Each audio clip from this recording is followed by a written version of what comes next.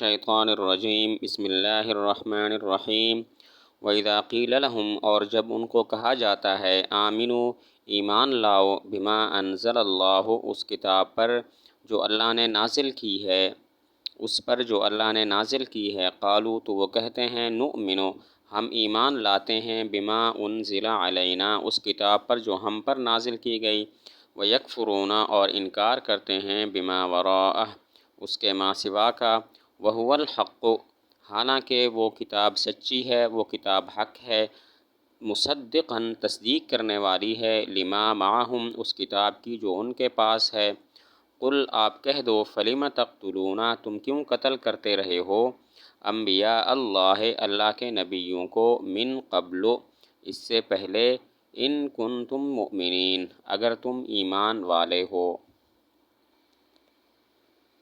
ان کنتم مؤمنین اگر تم ایمان رکھنے والے تھے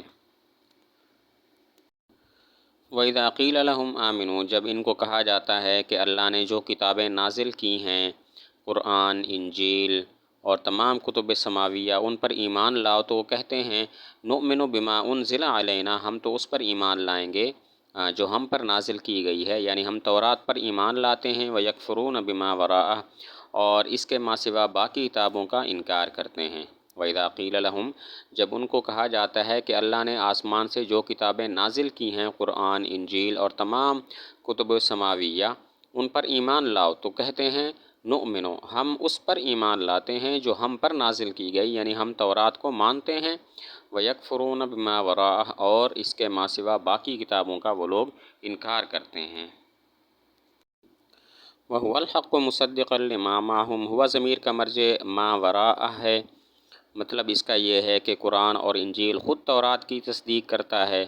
تو اگر یہ قرآن و انجیل کو نہیں مانتے تو پھر خود تورات کو بھی نہیں مانتے کیونکہ تورات یہ خود قرآن کے موافق ہے قرآن تورات کے موافق ہے لہذا قرآن یا انجیل کا انکار کرنا وہ تورات کا بھی انکار کرنا ہے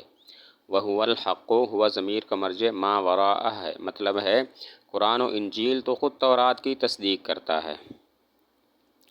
قرآن اور انجیل خود تورات کی تصدیق کرتے ہیں تو اگر یہ قرآن و انجیل کو نہیں مانتے تو گویا تورات کو بھی نہیں مانتے کیونکہ قرآن تورات کے موافق اور تورات قرآن کے موافق ہے قل فلم تقتلون فلم اصل میں فلما تھا الف کو حذف کر دیا تاکہ خبریہ اور استفہامیہ میں فرق ہو جائے کیونکہ استفہامیہ میں الف حذف ہو سکتا ہے اور ما استفہامیہ میں الف جو ہے وہ حذف ہو سکتا ہے اور ما خبریہ میں الف حذف نہیں ہو سکتا فلیما اصل میں فلیما تھا الف کو حذف کر دیا تاکہ ما خبریہ اور ما استفہامیہ میں فرق ہو جائے کیونکہ ما استفہامیہ میں تو الف حذف ہو سکتا ہے اور ما خبریہ میں الف حذف نہیں ہو سکتا فلم تقتلون انبیاء اللہ تعالیٰ نے ان پر رد کر دیا کہ اگر تم تورات کو ماننے والے ہوتے تو پھر تم انبیاء کو کیوں قتل کرتے رہے ہو کیونکہ تورات میں تو یہ بات مذکور ہے کہ ثم جاءکم رسول مصدق لما معکم لتؤمنن به ولتنصرنہ تمہارے پاس کوئی رسول آئے جو تمہاری کتاب کی تصدیق کرتا ہو تو تم اس کی مدد کرنا اس پر ایمان لانا لیکن تم تو انبیاء کو قتل کرتے تھے تو اگر تم تورات پر ایمان لانے والے ہوتے تو پھر انبیاء کو قتل کیوں کرتے تھے اللہ تعالیٰ نے ان پر رد کر دیا اگر تم تورات پر ایمان لانے والے ہوتے تو پھر تم انبیاء کو قتل کیوں کرتے رہے ہو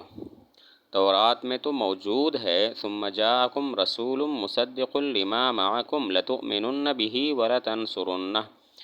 پھر جب تمہارے پاس رسول آئے جو تمہاری کتابوں کی تصدیق کرتا ہو تمہارے پاس جو چیزیں موجود ہیں ان کی تصدیق کرتا ہو تو تم اس پر ایمان لانا اس کی مدد کرنا لیکن تم ایمان لانے اور مدد کرنے کے بجائے ان کو قتل کرتے رہے ہو یہاں پر سوال ہوتا ہے کہ قتل تو ان لوگوں کے آباء و اجداد نے کیا جو حضور صلی اللہ علیہ وسلم کے زمانے میں موجود تھے تو پھر موجودین کو خطاب کر کے کیوں فرمایا فلم تقتلون تم کیوں قتل کرتے رہے ہو سوال ہوتا ہے کہ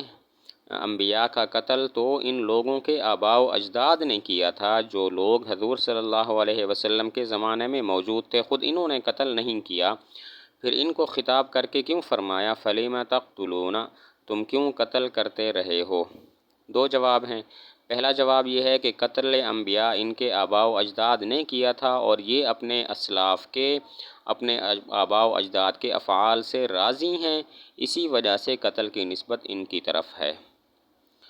پہلا جواب یہ ہے کہ قتل ان کے آباء و اجداد نے کیا تھا، لیکن یہ اپنے اسلاف کے فعل کے اوپر راضی ہیں، اسی وجہ سے قتل کی نسبت ان کی طرف کر دی گئی۔ اور دوسرا جواب یہ ہے کہ یہ خود حضور صلی اللہ علیہ وسلم کے قتل کی طرف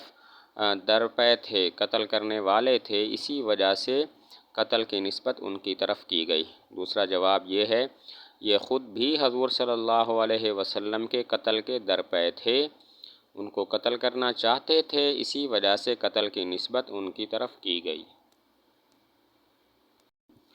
وَلَقَدْ جَاءَكُمْ، اور البتہ تحقیق آئے تمہارے پاس موسیٰ علیہ السلام بالبینات،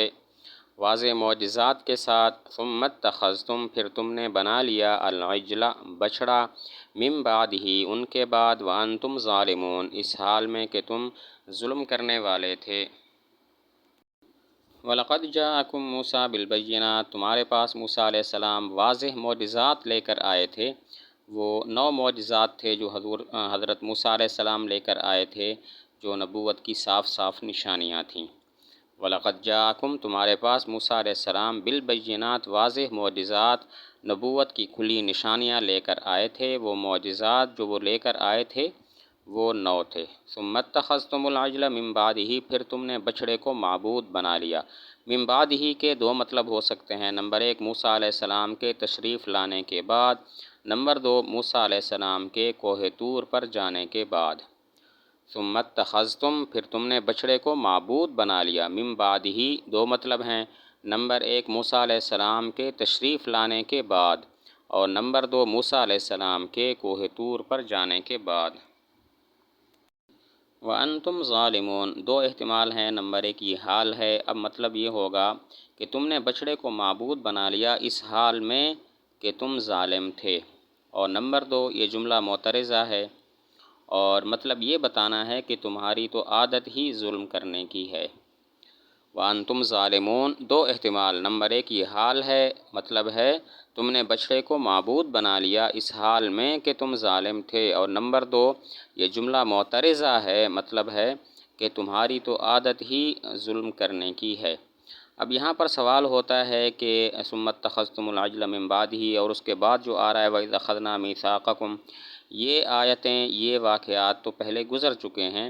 دوبارہ ان کا ذکر کیوں؟ سوال ہوتا ہے ثم اتخذتم العجل من بعدہ اور وَإِذْ أَخَذْنَا مِيثَاقَكُمْ، یہ مضمون پہلے گزر چکے ہیں، تو دوبارہ ان کا ذکر کیوں ہے؟ جواب یہ ہے کہ دوبارہ ان کا ذکر اس بات پر تنبیہ ہے کہ جو برتاؤ ان کا حضور صلی اللہ علیہ وسلم کے ساتھ ہے، وہی برتاؤ ان کا موسیٰ علیہ السلام کے ساتھ بھی تھا۔ جو سلوک یہ موسیٰ علیہ السلام کے ساتھ کرتے تھے،